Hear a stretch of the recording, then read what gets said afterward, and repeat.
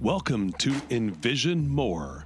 Here, we dig deep into the insights of first-generation wealth builders, unearthing stories of passion, resilience, and relentless vision. Your host is Wayne Wagner Jr., founder of Visionary Wealth Management. So sit back and dig in. It's time to envision more. Hi, this is Wayne Wagner. Welcome to another episode of the Envision More podcast.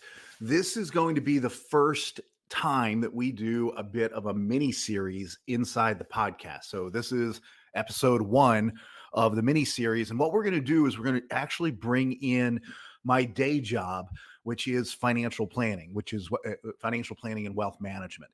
And so what we're going to do in these subsequent episodes is we're going to talk about financial planning. Today, we're going to talk about financial planning in your 20s. Next, we're going to talk about financial planning in your 30s, 40s, 50s, 60s. We may do 70s as well. But what we want to do is we want to zero in on the major themes in the area of planning that we want to encourage you to be working towards and working on in each decade of your life. Now, look, these are not hard and fast, only, watch one of these. In fact, I know I talk fast, but you can probably still jack this up to 1.25, 1.5, maybe 1.75 speed, and you're going to get the content. My goal here is not to spend extended amounts of time, but to pack lots of data and lots of information into abbreviated periods of time to give you lots of things to think about and lots of things to chew on to accelerate how you are developing personally, how you're developing financially, spiritually, psychologically, and help you accelerate wealth in your generation and in the generations to come in your family tree. So with that in mind and kind of as a backdrop, let's get started. So financial planning in your 20s, and I'm going to financial kind of in parenthesis planning in your 20s. We'll get to the financial piece of this in a little bit. But before we get there, I want to talk about you in your 20s. If you're in your 20s, you're probably working through college. You may be working through a master's. If you're going for your doctorate or your PhD or your MD, you may be in school till you're 30, maybe early 30s. But the fact of the matter is, you're in this process of developing your baseline education, some expertise. And here's what the first thing I want you to think about in your 20s is developing myself so that I can bring value to the marketplace. You see, we have this mindset, we've developed this problematic mindset culturally that we go to school, we get a college degree, we're qualified to get a job, and therefore we have the right to demand a salary, demand certain compensation expectations. Here's a dirty little secret. The market and your employer does not care what degree you have, how outgoing you are, what your grade was in that one class, or the fact that a professor wrote a letter of recommendation saying that you were their best student ever. The market cares about one thing. Your employer cares about one thing. You delivering value when you show up. And that is something that when we're coming into our career in our 20s, we don't have a lot of opportunity. We don't have the expertise. We've got maybe a lot of book knowledge from those college classes and those kinds of things, but we don't have the ability to add a lot of value. And so the first thing we want to do is that we want to be focusing on developing myself so I can bring value to my employer, to the marketplace. And we could spend the entire episode just talking about this. And we're going to talk a little bit about how you do that. One of the things, and this is the second thing I have listed, is learning resilience, grit, and humility. Now, listen, when I was in my 20s and I stepped out and started my own financial planning firm at age 27, my brother, Nate, who I trust his read on me implicitly, said that I was one of the most arrogant, stuck on myself people he'd ever met. And it is true. It takes a certain level of confidence to step out into the workplace, into self-employed space, into the entrepreneurial world, it takes a certain amount of self-confidence. What I didn't have was a whole lot of competence. So the very first meeting I had was a guy I had worked with at AstraZeneca Pharmaceuticals, and I went off to become a financial advisor at age 23.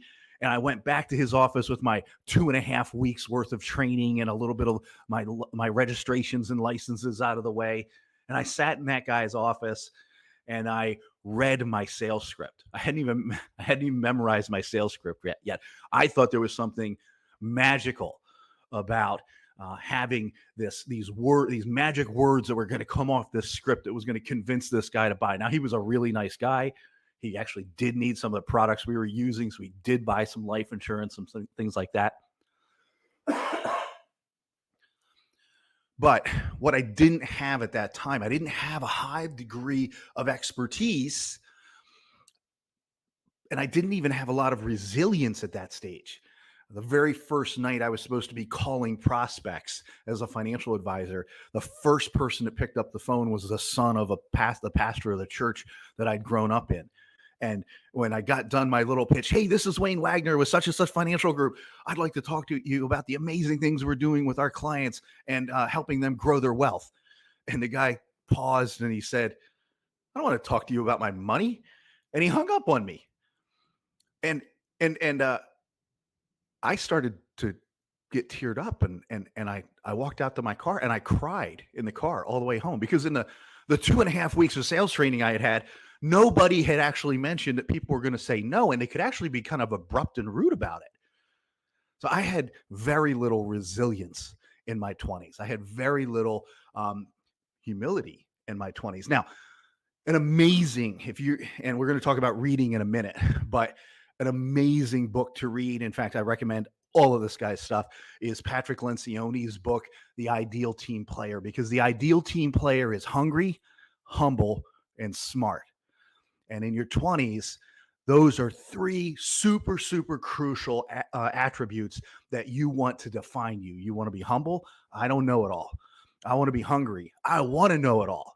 And I want to be smart. I can ingest it and I can learn as I am taught and as I make mistakes and learn the lessons from making those mistakes. So Lencioni's work on the ideal team player, he writes in a really understandable story type fashion. All of his books are easy reads and deep, deep concepts. Over time, what you're going to find is that success comes from sticking with it, applying lessons from today's failures to earn tomorrow's wins. So the first point is developing. I want to have a mindset of developing myself so I can bring value to the marketplace. The second thing is I want to learn resilience, grit, and humility. Humility is so, so crucial because it's this delicate balance, right, between being asked to do something that you're uncomfortable doing and having the confidence to step in and say, I don't know exactly what I'm doing, but I am smart enough to figure it out. I'm hungry enough to want the opportunity, but I'm also humble enough to be asking the questions I need to ask to help me get there. And if you're doing personal development, you'll end up doing some work on your personality profiles and things like that. And that becomes part of this process, part of this journey as well, because learning your own personality style can help you interact with your boss, help you interact with coworkers, because you may be someone who doesn't need a lot of the details before they're happy to start on the project. Hey, we've got a 100-yard race to do. I can see the next 5 yards. Let's get the first 5 yards out of the way, and then we'll work on the next 5. You may be on a team with someone who says, whoa. This is a 100-yard race. We need to know exactly what we're going to be facing at each 5-yard increment for the whole 100 yards.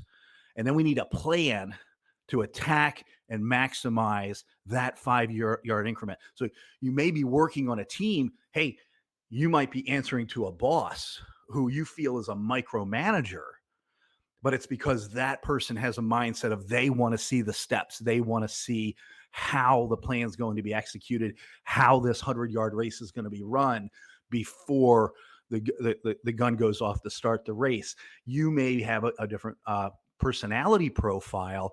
And so understanding that personality profile stuff can really help you figure out your role on the team, how to interact well with your boss. Because the inverse could be true. You could need a lot of detail personally because of your personality profile. You may be working for a boss who doesn't get into the weeds, who doesn't want to get into the daily grind of how each 5 yard increment of this 100-yard race is going to be run. He wants you to get started, get out of the gate, get running, and figure it out as you get into the race. So learning resilience, grit, humility. Hey, when you're in your 20s, we have told way too many people for way too long, oh, just follow your passions, do what you love. I'm in my 20s. I don't know what the hell I love. And for lots of people, they will waste a lot of time jumping from one thing to another to another. Well, I don't love this job. Well, I don't love this. I'm not passionate about this. Become passionate about being autonomous. And what I mean by that is be passionate about not living on mom and dad's couch. Be passionate about being able to pay your own bills. Become passionate about growing personally, growing professionally. Go out, get punched in the face, proverbially, not intentionally. Figure out that it's not going to kill you. And in that, find some way, become passionate about something that will pay the bills. And then as you develop that passion, then you can start and you develop a little bit of expertise around being passionate about being autonomous, being able to pay your own bills. As you develop that passion and a passion for, hey, I go to a job that maybe I don't love, but it allows me to have the lifestyle that I want. And so passions can be found in many, many forms and shapes. I have a brother who is an amazing artist. And so as he would love to just make pottery 14 hours a day, 7 days a week. He would just leave him in a warehouse with clay and an oven and a kiln and a lot of glazes, and he would be happy the rest of his life. Problem is, it's really, really difficult to make a living. And so he's also a real estate agent. He's also the executive director of a community arts center, doing amazing work, helping introducing art to thousands of students over the years, working with hundreds of students and dozens of programs at any given point in time. So he's found a way to make a living doing the things that he's passionate about. And then when he's not traveling, which is his other big passion, you will usually find him making art of some form or fashion.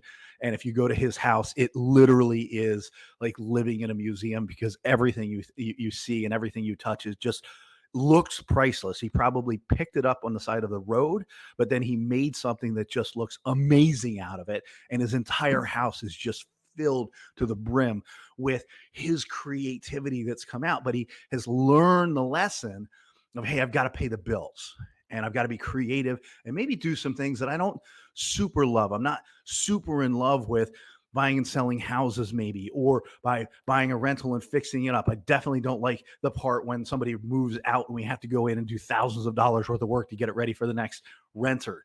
But he's figured out that it's in the balance, the ebb and the flow of life that he's able to have to build his own life. So, we've talked about a couple of things here. We've talked about, developing myself so I can bring value to marketplace, learning resilience, grit, humility, stop looking for your passion, and start figuring out something that can pay the bills.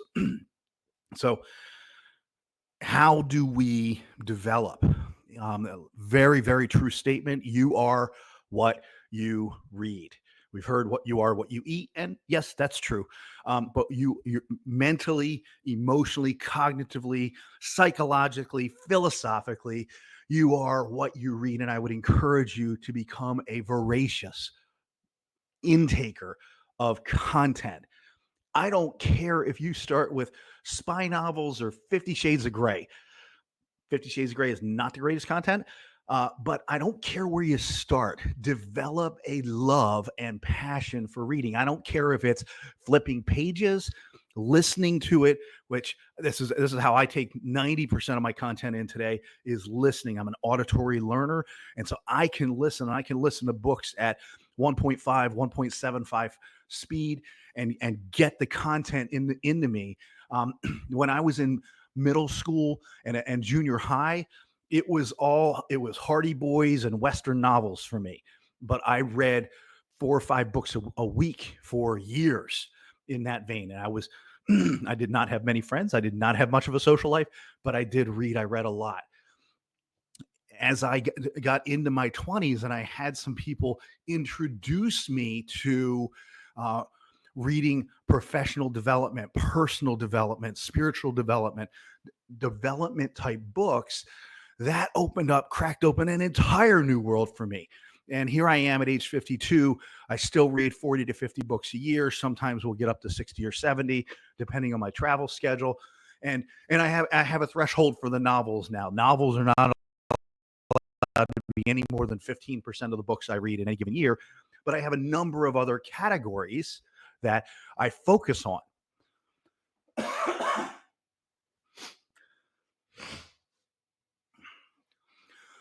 So I have a number of other categories that I focus on in my reading. I have a category for my own spiritual development, spiritual growth.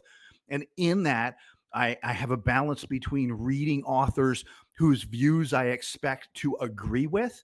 And then I have a category for authors I expect to disagree with, people from a different faith construct, from a different religious background, perhaps someone from no religious background.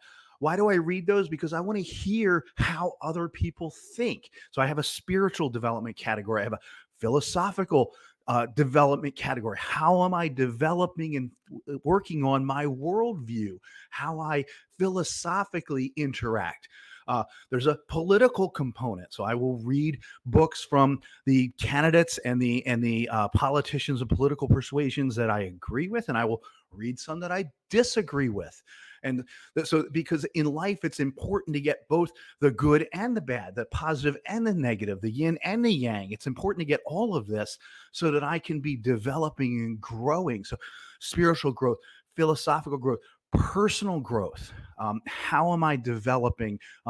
This past year, one of the best books I read was by Arthur Brooks. Build the life you want, and that was a really great book to think about how we build and how we psychologically build the life that we want.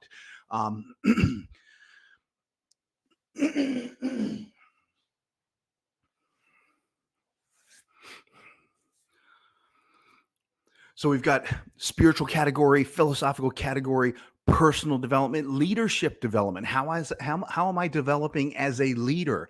Entrepreneurial development. Who are the entrepreneurs that I want to be emulating, that I want to be listening to, that I want to be shaping how I interact with my teams, with the businesses that I start? And then there will be specific reading that I do to develop myself in a specific category that I'm trying to grow in. Maybe it's learning how to do public speaking better, and I need to read a book or take a class on that. But become a voracious reader. Next, identify 10 potential mentors. Now, listen, you will not use 10 mentors. If you have 10 mentors, you have probably 6 or 7 too many. But when you're in your 20s, you want to identify 10 to 12 people who are tracking ahead of you. They may be in their 30s, 40s. You may pick 1 or 2 that are in their 60s or 70s. And you want to put yourself in a position to be asking them questions. And then identify maybe what 2 or 3 do you really want to have an impact on you? You want to allow these people to really influence how you develop over the next 1, 2, 3 years. And then you want to talk to them and engage them. Now, these may be these may be informal relationships where maybe it's just a situation where they see them at work, or you see them in a church setting or community setting on a semi-regular basis. But you want to be known to them. You want to know and understand at least some of who they are, and you want to believe them to be people of such character or expertise that you want to be a sponge. You want to absorb some of what they're putting out. So think about one of the little science experiments many of us did when we were in elementary school. You take a stalk of celery and you put it in water that has some food coloring in it. And overnight, over a day or two, the celery actually sucks the food coloring up. So this is what you do in a mentor relationship. You are the stalk of celery, and you want to put yourself in that food colored water with this person. And so, and ideally, this is not someone who's like your age. Those are friends, confidants, people maybe to hold you accountable for things. What you're looking for in a mentor is someone who actually has some experience, some expertise to actually teach you, that you can learn from them, something that will change your colors, proverbially speaking, right? So, and then you want to communicate with them and identify, like, how do you want what do you want this relationship to look like with them, and maybe get them to commit to, hey, we're gonna meet twice a year, or we're gonna meet once a month. And then have a plan about what the expectation is for how this relationship is going to develop. And then this is really, really important. Have a plan for you to personally outgrow that mentor. If that mentor 20 years from now is still having the same level of impact on you that they had in year one, that means you have not grown. And that's on you. So have a plan to learn what you can and ultimately to outgrow this mentor. And I can go through my life and I can look at many, many people. There are precious few people that 20 years ago had enormous things to give me, and today have the same level of receipt that I would receive in my conversations with them. There are a few, but those people are very few and far between, number one. And number two, those people are typically on a hugely accelerating personal wealth journey of their own. And they are doing the same thing I'm encouraging you to do. They are upgrading their mentors every 5 to 7 years and learning from new people, new coaches, new people who are pouring into them, new perspectives. And I guarantee you, those people are huge, huge readers. So that the reason they're able to continue to add value to you 20 years out is because they are no longer the same person they were 20 years ago. Now, that would be exactly my position with my own children. I say that to my own kids. The reason I read 40 to 50 books a year is because I have to keep growing, because I never want there to be a time in my life where I don't have something of substance and value to offer to those who are closest to me, those who are on my coattails, those I'm trying to bring along. And that goes for my kids. It goes for my teammates. It goes for the people who I'm mentoring. I want to be someone who always is growing and always has something new to develop or new to offer. So we've talked about a number of things here. This is a bit going back to the beginning, but one of the most valuable things I ever did in my life was to do a multi-week, probably spent 50 or 60 hours on this, doing some pretty silly little things, but it was developing the image, the vision, and articulating who I wanted to be at age 50. And I did this when I was 27, 28 years old. I had just become an independent financial advisor, and I committed to a 2-year coaching class. And part of that coaching class was to develop my personal mission statement. And so I'm 25 years past that. And today I can still recite that. When I'm 50 years old, I want to carry enormous influence in every room I walk into, not because of the position I hold or the power that I wield, but because of the investments I've made in others in every sphere in which I operate. You see, now the goal, the mission there is influence. And I see influence as the ability to call others to action in the cause that you are presenting and or articulating. So that's what this idea of influence is. But influence is something that is not purchased, it's not coerced. Influence is something that comes when you pour into another.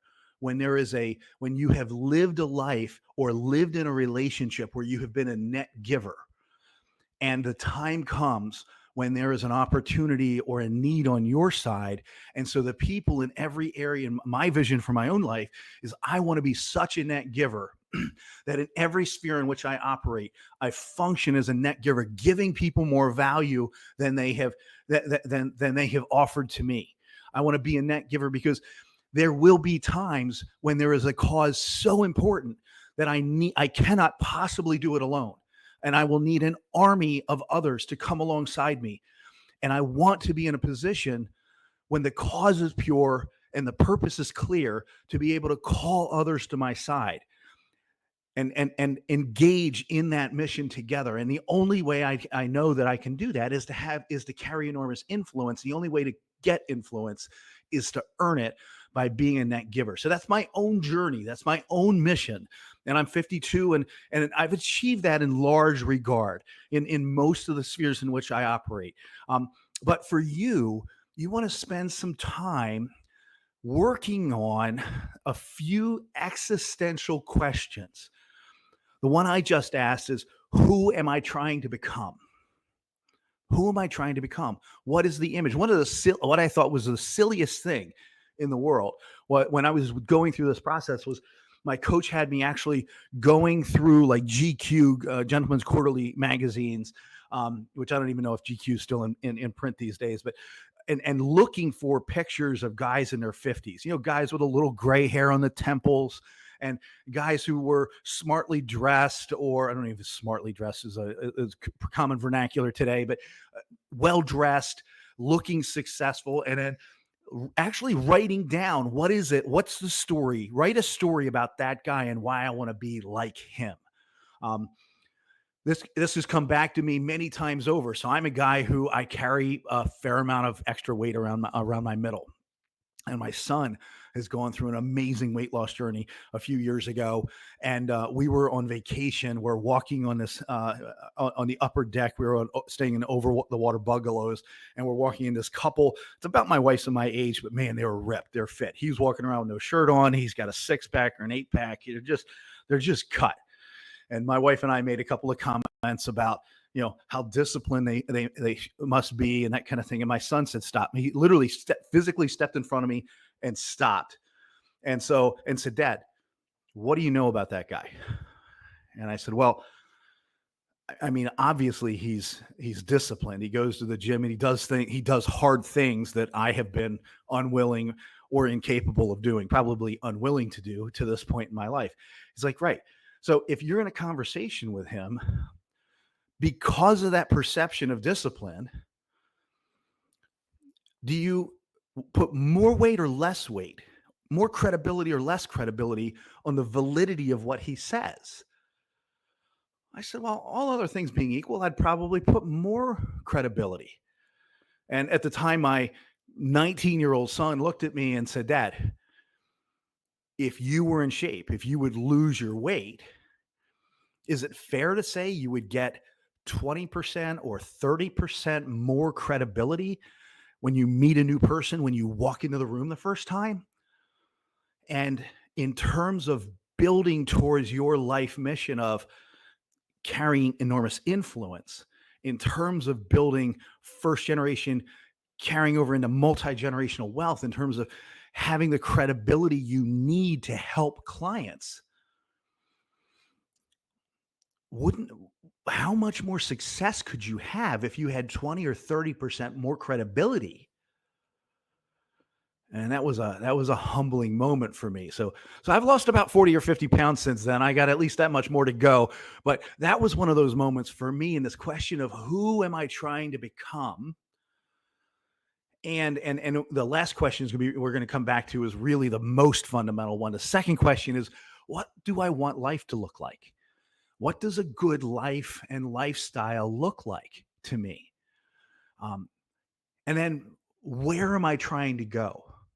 Professionally, personally, spiritually, relationally, like where am I trying to go? And then here's this question: why? Simon Sinek's books start with why. Fundamental reading in your personal development, professional development. I strongly support and encourage reading that as one of the first 10 books you dive into. But this question of why, and so see, my son took that question of who am I trying to become? What do I want life to look like?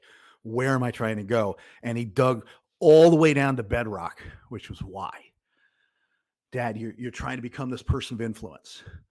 You want life to look like you having the opportunity to walk into rooms and influence the outcomes. Where are you trying to go?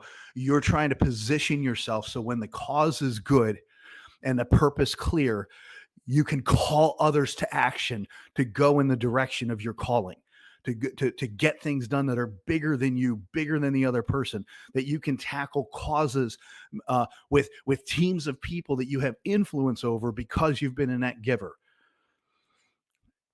And that's gets down to the why. Why?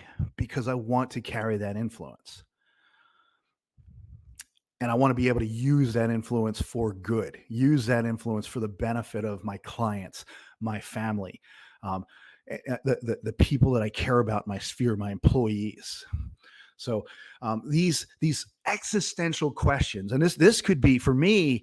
It took probably 50 or 60 hours worth of work on just working on this. Who do I want to become? But in that, I find some things about what do I want? What does a good life look like? Right. And so I wrote down things in my 20s, say, hey, life looks like 2 to 3 months of travel professionally and personally when I'm in my 50s. Well, guess what? Today, I travel probably 3 to 4 months a year. For personal goals, for growing my businesses, for meeting with clients, for advancing the causes and institutions and organizations I'm associated with. So I've got a lot of that. What do I want a good life to look like? There's other aspects of that. This past year, my wife and I passed 30 years of marriage. And one of the things I wrote down in my 20s was I want to be someone who does not get divorced. I want my kids to see me as a faithful man. I want to be known in my family as someone who's faithful to my wife. And so, well, that drives a whole set of decisions and a whole set of priorities within how I function professionally, right? And then and the why there for that one was there's a pragmatic why. Divorce is really damn expensive. It's very expensive. It's traumatic. And I've been through dozens of divorces with clients, both, and a couple of them have been very amiable. Most of them are not. And I don't want to spend 20 or 30 years of my life building wealth and then set 20 or 30% of that wealth on fire paying attorneys so that we can fight over the remaining pile and then split it in half.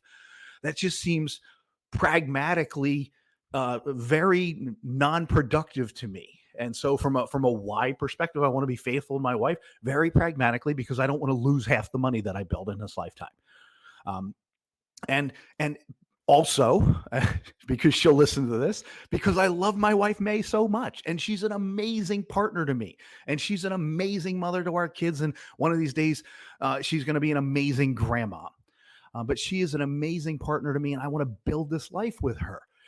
And also, I don't want us fighting over everything we've built together. So, all right. So we've talked about a lot here, and we're a half hour into this conversation. Let's spend a few minutes on the actual financial planning, and we're going to talk about a couple of headline lessons here. Um, and some things that maybe some other prognosticators and pontificators in the social media sphere talk about. So, for instance, there's a guy named Dave Ramsey.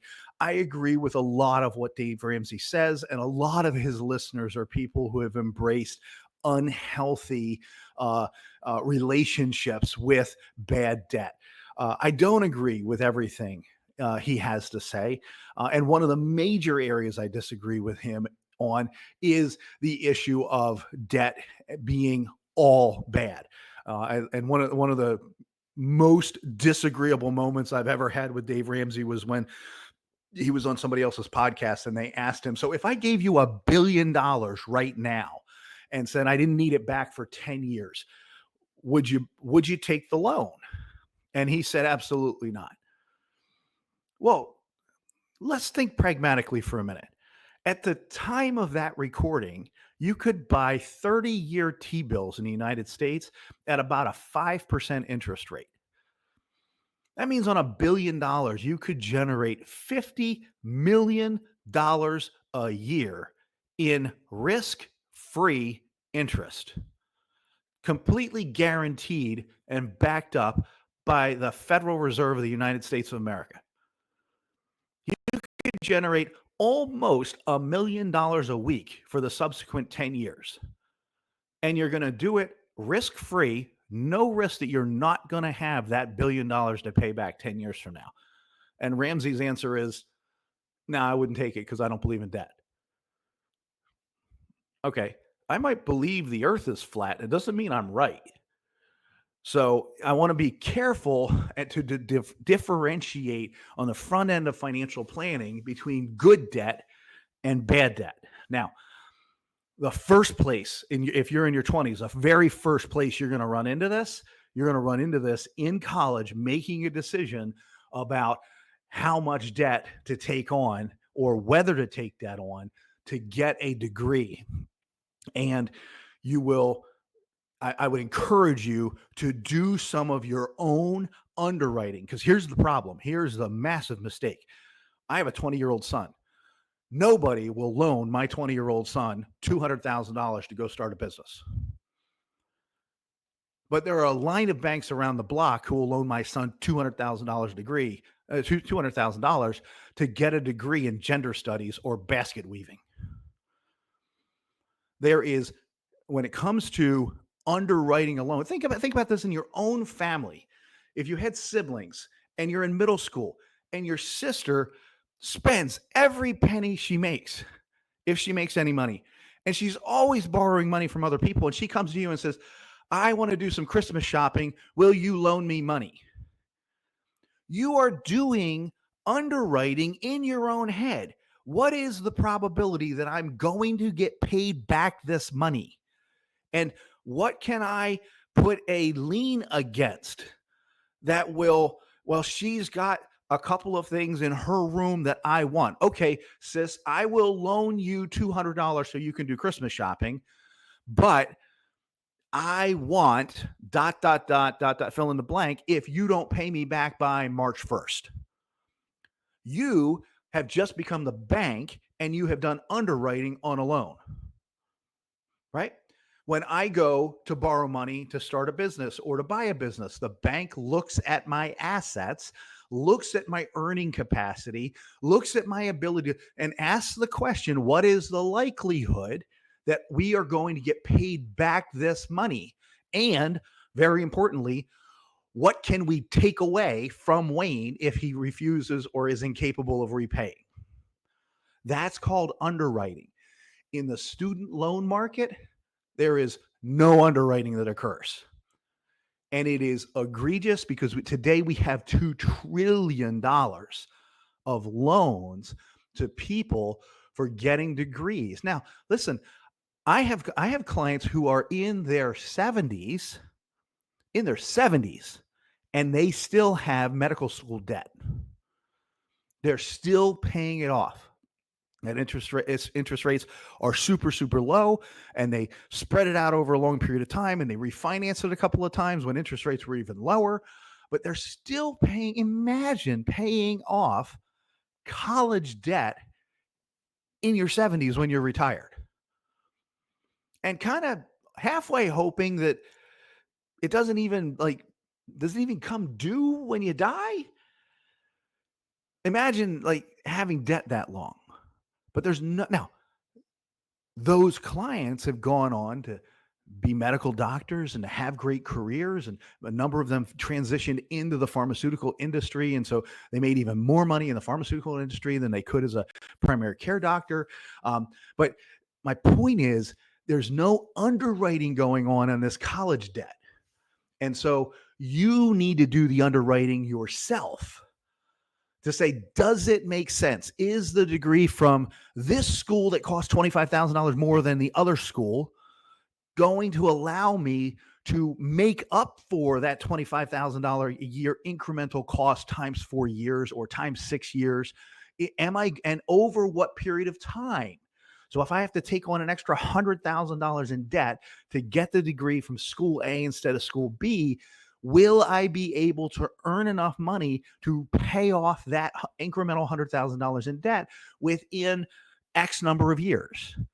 And and this is a really crucial one. We're going to talk about saving in a minute, but what will be the long-term cost of me paying back that $100,000 plus the interest on it relative to my ability to save and invest that same $100,000 and have it accrue to my benefit? This is where rubber meets road, guys. So if I have to take my let's say from 23 to 33 years old, I have to take that 10 years, and I cannot invest that $100,000 plus all the interest that I'm paying on it. So maybe I'm going to have to pay off $200,000 over that 10-year period of time. And that's $200,000 I have not been able to invest for my retirement. So I am 10 years delayed. Here's what happens. That means on the back end of my life, that $200,000 I could have invested. If you invest in your 20s, you're going to get about 6 doubles out of money. If you invest in your 30s, you're going to get about 5, maybe 4 doubles out of the money. So put this in perspective. When you get 5 doubles out of money, you put that $200,000 away, it becomes worth 400,000, 800,000, 1.6 million, 3.2 million, 6.4 million. So 5 doubles takes 200,000 and turns it into 6.4 million. What's the next double? It's 12.8 million. It takes it from 6.4 to 12.8 million is that 6th double on that 200,000. That means that 200,000 cost me that last double on that money. It means it cost me not the 100,000 plus the interest. It means I couldn't invest that 200,000 while I was in my 20s, and I missed out on that last double on that money that was worth $6.4 million to me at the end of my career. So understanding how to take on good debt versus bad debt. And here's fundamentally the definition. Good debt is the acquisition of something that allows you to generate income. Now, that could be, you can make an argument that, hey, I'm going to go be an Uber driver and I'm going to buy a car so that I can drive for Uber. That is not a bad argument. I wouldn't argue that Uber drivers get substantially overpaid. I don't know that it is a huge wealth generator or wealth creator, but I do know it's a very flexible form of work and a good side hustle for a lot of people, including many people in my sphere. So I'm not denigrating the value of being an Uber driver, but you want to drive a Toyota Camry or some reasonable, Don't go buy a Lamborghini. Oh, I bought a Lamborghini and I took on $300,000 in debt. Why? So that I can be an Uber driver and make $27 an hour with tips. Somebody needed to do more underwriting. Same thing. I'm going to go get a degree. What degree are you going to get? I don't know. Basket weaving. Okay. Do you need a degree to be a basket weaver? And how do you generate more revenue in your income by being a basket weaver versus, heck, I don't know, working at Starbucks or being an Uber driver? So do some underwriting in your own mind, because good debt is debt that's taken on for the purpose of generating positive cash flow. Bad debt is debt to acquire things that do not appreciate in value and have costs associated with them. So this one gets soft. This one gets sensitive. Debt for your primary residence. People say, "Oh, my house is going to be my biggest asset." Your house should not be your biggest asset. Why? Because you can't eat the house. You live in the house. It's a standard of living. It's a quality of life. I'm not saying you should not take on debt to buy it, but I'm saying I meet so many people in their 20s or early 30s who are stretching, working depending on working overtime, depending on income from a side hustle, hoping that they get the raise or get the bonus that next year, because if they don't, they're not going to be able to afford the house they stretched to get into. And that's not healthy. That's not good debt. Debt that stresses you out, that's in pursuit of establishment of a lifestyle instead of in pursuit of establishing assets that generate positive cash flow. That's bad debt. Okay. Now, let's talk about investing. And there's a couple of things that, first of all, if you have a 401k with your employer and there's a match, please, please, please always contribute up to the match. Always contribute up to the match.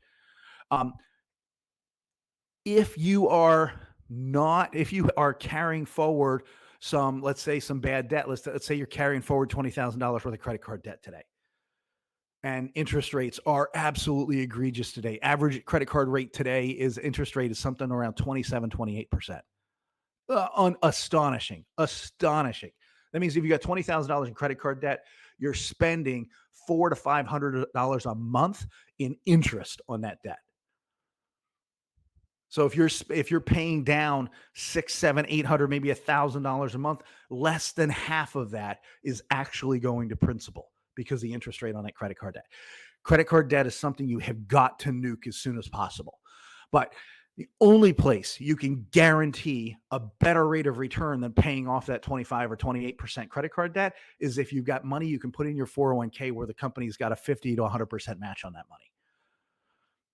That's the one place that I would say, okay, if the company is matching dollar for dollar up to 6%, do the 6%, and then they take every other spare dollar you can and pay off the credit cards. Okay, but absolutely take advantage of putting money into your 401k when you are going to get a match on it. And very, very crucial here, super crucial, most 401ks have, all 401ks have the pre-tax option. See if there is a Roth 401k contribution option on your 401k. If not, go ask your HR department if they would consider adding it. Don't be afraid to ask that question. Because when companies get asked about that, it costs them nothing to add it. It costs the company nothing to add the Roth option to the 401k. And if you are, and here's the rule of thumb. If you are in the 24% tax bracket or below, round figures right now for an individual, the 24% tax bracket runs up to around $200,000. If you're married filing jointly, it runs up to like $383,000. So if you are in the 24% tax bracket or below, you should be using a Roth 401k or a Roth IRA instead of a pre-tax IRA or 401k. Okay. If at all possible. Here's my logic. Here's my reasoning for that. The logic we've all been given on the 401ks and the IRAs is that you take a tax deduction today because you're going to be in a lower income tax bracket during retirement. There are more mistakes and errors with that philosophical statement than I can have time to deal with, but here's a couple of them. Our country has $35 trillion in debt. Do you really think tax rates are coming down in the future? If you do, I have a bridge to sell you in Brooklyn. That's an old joke for saying you're an idiot. Tax rates are not coming down in the future, not with $35 trillion worth of government debt. Number one. Number two, by the time you are retired, Social Security payment, and look at it today. The 12% tax bracket, it goes 0, 10, 12. The 12% tax bracket for married filing jointly ends around $90,000 a year. Then you're in the 22% tax bracket, which quickly becomes a 24% tax bracket. So between 90,000 and 385,000, you're in the 22 and 24% tax bracket. When you retire, they're going to pay you and your spouse Social Security. I have clients today who are getting $7,000 and $8,000 a month between the two Social Securities, which effectively means the government is giving you all of the money that's going to fill up the 0, 10, and 12% tax brackets. So when you're retired, what tax bracket are you going to be in? You're going to be in the 22 or the 24% tax bracket. And that's if if tax rates stay the same. Tax rates probably are not going to stay the same. They're going to trend up over time. And when they trend up over time, now you're taking a tax deduction today and you're saving 22 or 24% on your federal income tax. And then when you go pull the money out on the back end, you're going to be in exactly the same tax rate, maybe higher. Very unlikely you're going to be in a lower tax rate. And we already talked about this a little bit, but if you get 5 or 6 doubles on this money, let's say you put $10,000 away today and you get 5 doubles out of it. 10,000 becomes 20,000, 40,000, 80,000, 160,000, $320,000. 10,000. Would you rather pay income taxes on $10,000 or would you rather pay income taxes on $320,000? I don't know about you. It's a real simple question. It's not complex. Would you rather pay taxes on $10,000 or $320,000? The short answer is, of course, 100% of the time, we would rather pay taxes on $10,000 than on $320,000. Well, when you put money into a 401k on a pre-tax basis, they're giving you a tax deduction. You're saving a couple $1,000s in taxes right now. The devious piece to this is that 50 years from now, when you're retired, they get to tax the entire $320,000 as you pull it out. And if you die and leave it to your kids, they force your kids to take it all out over 10 years and pay income taxes on it, which could be the difference for your kids of taking them from the 22 or 24% bracket up to 32, 35, 37%. So now your kids have got to accelerate the distributions and they're being pushed into higher tax brackets. So if there's an option to do a Roth in your 401k, do the Roth. I can't say it enough. Okay. We've talked about that. This idea of investing early is super, super crucial. If you're in your 20s and you've got an aunt or an uncle or a grandma, grandpapa, or parents who give you a little cash, I want you to, or who have done pretty well for themselves and there's some money laying around out there, I want to ask you to build up the courage to go have a mentoring conversation with that relative or family member and say, hey, listen, I recognize that I have something right now in my 20s that I will not have 10 years from now or 20 years from now. I have time on my hand, on my side.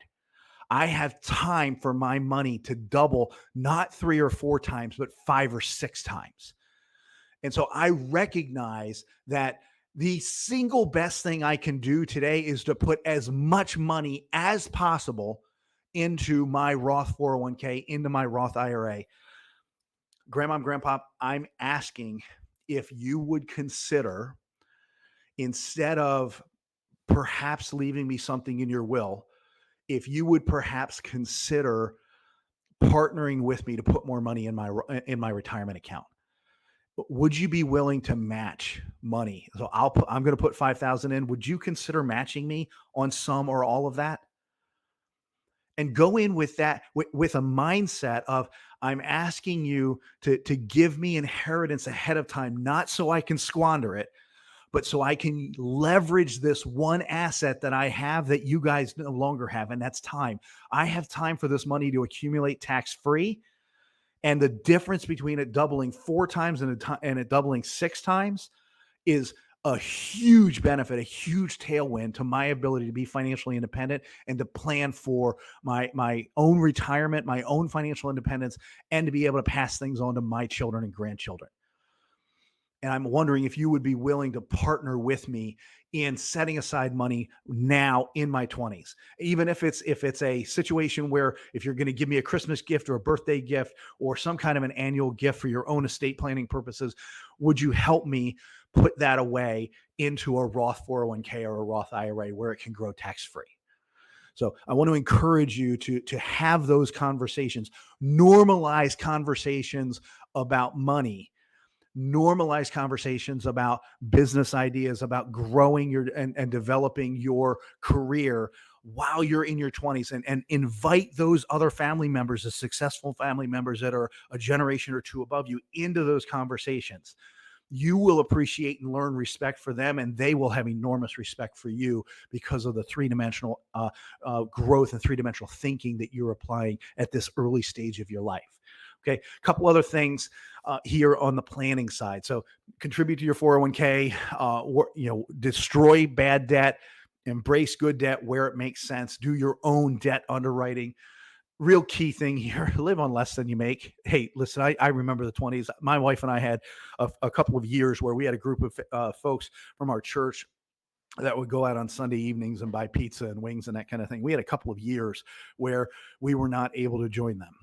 And we weren't able to join them, not because we didn't want to be with them, but we literally couldn't afford pizza. We had our budget. We were living hand to mouth, and we were broke. We were trying to build businesses in our 20s, and we literally did not have money for pizza. And so, I want to encourage you to live on less than you make, no matter what you're making. Live on less.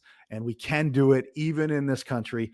Might not be able to do it in New York City. You might not be able to live in San Francisco or LA, but you can find ways to live on less than you make. Things don't need to be super complex. If you're sticking money into index funds or ETFs while you're in your 20s, that is a great place to start. And you usually can find those things inside your 401k, or if you're setting up a Roth IRA outside. If you need some direction on that, don't hesitate. Ring me up or send us an email at Visionary, and we'll get somebody to give you some direction. A couple other quick things. As soon as you turn 18, if you go in the hospital, your mom and dad no longer have authority over you. They do not have the authority. If you are on life support, they do not have the authority to pull the plug. And so estate planning becomes very important. Look, the statistical likelihood of something terrible happening is low when you're in your 20s, but it's not zero. And there are estate planning documents that you want to have in place. This would be, very simply, 3 documents: a healthcare directive, a power of attorney, and a will. The healthcare directive is going to do 2 things. Number one, it's going to appoint who is standing in and who is speaking up for you if you are not able to speak for yourself. If you're in a coma, if you're in a car wreck and you're not conscious when they bring you into the hospital, the healthcare directive will appoint someone to make those decisions on your behalf. And it can certainly be your mom and dad, but it might be a spouse if you're married in your 20s. It might be a best friend, a sibling, but it will appoint someone that you choose to help make those decisions. And much more importantly, it will give them rails to run on. It will give them, here's what I want done. So my in-laws did their healthcare directives. Their healthcare directives said, do not deprive us of feeding tubes. We do not want to starve to death, but do not intubate us. Do not put us on life support with a tube going down to help us breathe. So now the unwritten underlying piece of that is I'm willing to suffocate to death, but I don't want to starve to death. But that's a conscious decision in that document you make. And everybody's going to have a little bit different twist on that. And then the power of attorney there's both a healthcare power of attorney, which is what I said, that'll be part of the healthcare directive, naming someone to make those decisions, to stand up for you if you cannot stand up for yourself. And the power of attorney is also a financial power of attorney. Financial power of attorney specifically outlines who has the right to access your checking account, access your investment accounts to do things like pay your rent or pay your mortgage, pay your bills if you're incapacitated. So, and then a will is going to tell, all right, whatever stuff I've got, and even if that's 3 pairs of gym socks and an iPad, even if that's all you've got, who gets my stuff? It's very, very simple, right? It's who gets my stuff. Note that your retirement accounts, and if you work for a company, many companies have like a corporate life insurance program where they pay one time your salary to your beneficiary, that kind of thing. Make sure those beneficiary designations are up to date. And many people get married in their 20s. As soon as you get married, update your beneficiaries, because you're now codependent on one another financially, and make sure that money, that retirement account and that the life insurance is going to the person that you want it to go to.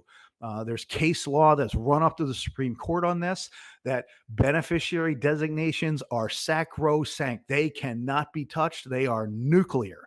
And so one of the bedrock case laws on this came out of the state of New York. A woman went to work for the New York School District when she was like 16 years old. She named her sister as the beneficiary. She went on, got married, was married for 60 plus years, and died. She died with like $1.3 million in her retirement savings account through the state of New York for the teachers retirement plan. And her husband was not named as a beneficiary. So he went and did what we do in America. We went and got a lawyer and sued the sister. And all the way up to the Supreme Court of New York found that the beneficiary designation, that woman had over 60 years to change her beneficiary. She never did it. Therefore, her sister must have been the person she wanted to receive the money. Now, I don't think she stays in a marriage for 60 years if she's unhappy and doesn't want the husband to get the money. But at the end of the day, the court ruled the sister keeps the money. And so if you've got your sibling, if you've got your mom and dad on there and you get married, update your beneficiary designations, please. So live on less than you make, contribute to your retirement accounts, especially on a Roth basis, nuke bad debt, embrace good debt, only for assets that are going to make you money, generate positive cash flow. Keep things simple, use index funds, ETFs, and update your estate planning documents. Make sure you've got healthcare directives, healthcare power of attorney, financial power of attorney, will, all done. And that stuff can be done for somebody in their 20s today. That can be done really simply using AI or an online tool. It does not have to be super complicated. And then finally, update your beneficiary designations. Guys, this is planning in your 20s. You are becoming a person who adds value in the spheres in which they operate. This is a developmental decade for you. Embrace the grind, embrace the opportunity to grow and develop and become, because your planning in your 20s sets you up for success in your 30s, independence in your 40s, and a lifetime of success and being able to pour into your others in your 50s and beyond. So the 20s is bedrock platform, foundational growth for the rest of your life. It will be hard. There will be seasons where it's a grind. Embrace that grind. Like the Navy SEALs say, embrace the suck. The only easy day was yesterday. So let's get on with it. Stay tough. Let us know here at Visionary Wealth Management how we can help you envision more, because that's our mission. We're here to help you envision more and to build multi-generational wealth and build the life of your dreams. Thank you very much for joining me on this episode of Envision More. Have a fantastic day. Thank you for listening to the Envision More podcast with Wayne Wagner Jr. of Visionary Wealth Management. We hope you were encouraged and inspired by the conversation today. If you want to dig deeper into the show notes or Wayne's work at Visionary, you can find us at envisionmore.com. That's Envision with a Z. Advisory services are provided through Wealth Plan Investment Management. Wealth Plan Investment Management and Visionary Wealth Management are separate entities. The content is developed from sources believed to be providing accurate information. The information in this material is not intended as tax or legal advice. Please consult legal or tax professionals for specific information regarding your individual situation. The opinions and material provided are for general information and should not be considered a solicitation for the purchase or sale of any security. Thanks for listening.